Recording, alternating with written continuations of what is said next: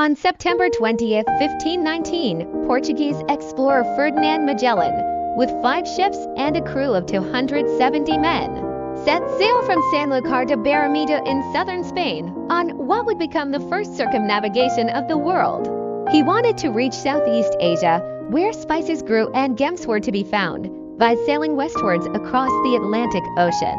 He hoped to find a passage through South America so that he could sail all the way from the Atlantic to the ocean beyond the Americas, now known as the Pacific. On March 16, 1521, Portuguese navigator Ferdinand Magellan, attempting to sail around the world for Spain, reached the Philippine archipelago. Magellan's goal is to find a passage through South America to the Moluccas and return to Spain laden with spices.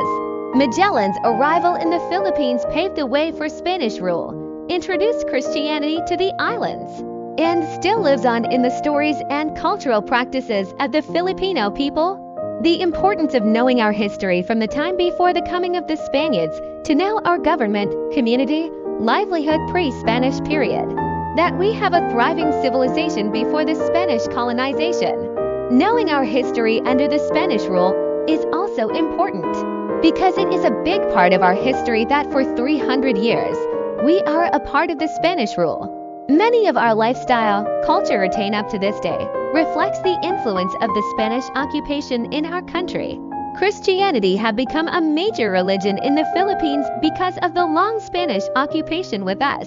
Another important event in history is our struggle to fight for our independence through the courageous efforts of the Katipuneros under the leadership of Andres Bonifacio under the secret of organization of the KKK. The Cartilla contains 13 lessons that details not only the vision of the Katipunan, but the vision for an equalitarian and morally sound Filipino nation. The lessons that serve as the Katipuneros' guide in living with morals and good values. The Cartilla reflected the liberal and radical ideas of the time as well as values of equality, tolerance, freedom, and honor. It invoked the inherent equality. The Cartilla ng Katipunan was written by Emilio Jacinto in 1892. The Cartilla ng Katipunan reflects all the aspirations of the Filipino people. It reflects all the struggles and sacrifices of the Katipuneros in their desire for our independence. The mantra of no document, no history meant that only written documents can be used to prove a historical fact. Any other evidence not evidenced by documents like oral testimonies will not be accepted as a reliable source of history. The saying, no document, no history conveys the belief among certain historians that written records and papers are essential to understanding past events and reconstruction. Historical context can be gained via reading letters, diaries, government documents, newspapers, and other written sources. The saying, no document, no history have later been changed as historians recognize the need to accept other documents.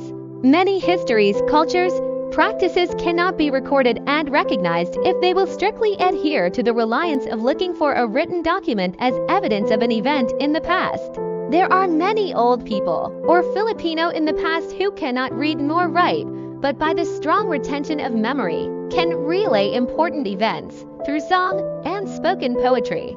Many traditional people does not rely on documentary evidence, but transfer ideas and knowledge through spoken dialect and narration. Linguists can also be helpful in tracing historical evolutions by studying languages and the changes it has undergone.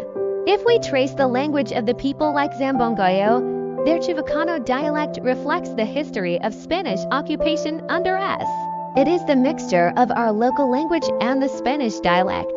The Philippine Declaration of Independence was proclaimed by Filipino Revolutionary Forces General Emilio Aguinaldo on June 12, 1898, in Cavite al Viejo, Philippines. It asserted the sovereignty and independence of the Philippine Islands from the 300 years of colonial rule from Spain. Political cartoons published in Filipino newspapers are important.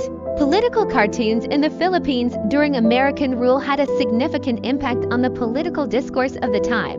These cartoons served as a form of socio-political critique, allowing for the expression of opinions and criticism of political leaders and their practices.